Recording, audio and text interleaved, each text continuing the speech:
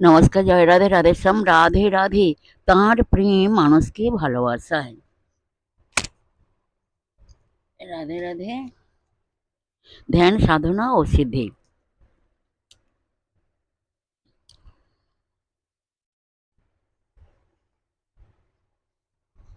জ্যোতির্ময় শ্রেষ্ঠ কোষ মধ্যে অবিদ্যা দোষশূন্য নিরবয় ব্রহ্ম অবস্থিত।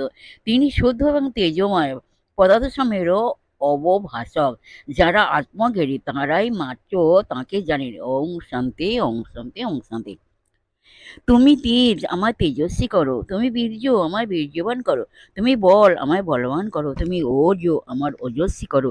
তুমি অন্যায়দ্রোহী, আমায় অন্যায়দ্রোহী করো। তুমি সহ্য শক্তি, আমায় সহনশীল করো। শারীরিক, মানসিক, নৈতিক এবং আধ্যাত্মিক সমস্ত বল, বীর্য, শক্তি, ক্ষমতার একমাত্র উৎস হলেন ঈশ্বর। সমস্ত মাহাত্ম্য তাঁর মাহাত্ম্য, সমস্ত গৌরব তাঁর গৌরব, সমস্ত সাধুতা তাঁর সাধুতা। তিনি সমস্ত জীবের প্রাণ, সজীব বস্তুর জীবন, এবং তাঁর আলোতেই মন আলোকিত হয়, হৃদয় উন্নততর হয়। শ্রীকৃষ্ণ বলছেন শ্রীকৃষ্ণ বলেছেন, যারা ঐশ্বর্যযুক্ত, শ্রীসংযুক্ত, প্রভাবশালী ও বলশালী বস্তুজাত থাকতে পারে, সে সমস্তই আমার শক্তির অংশ থেকে উৎপন্ন জানবে।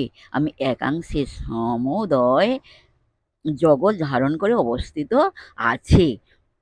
উদীয়মান সূর্যের মহিমা, নক্ষত্রখচিত আকাশের চমৎকারিত্ব, তুষারমণ্ডিত পর্বতমালার ভাব গাম্ভীর্য, সীমাহীন তরঙ্গায়িত জলরাশির গরিমা, তাঁরই তেজের ক্ষীণ প্রতিচ্ছায়া মাত্র। তাঁর আদেশে বায়ু বয়, সূর্য কিরণ দেয়, অগ্নি প্রজ্বলিত হয়, বৃষ্টি পড়ে। তিনি ভিন্ন কোনো দ্রষ্টা নাই, তিনি ভিন্ন কোনো শ্রোতা নাই, তিনি ভিন্ন কোনো মস্তা নাই।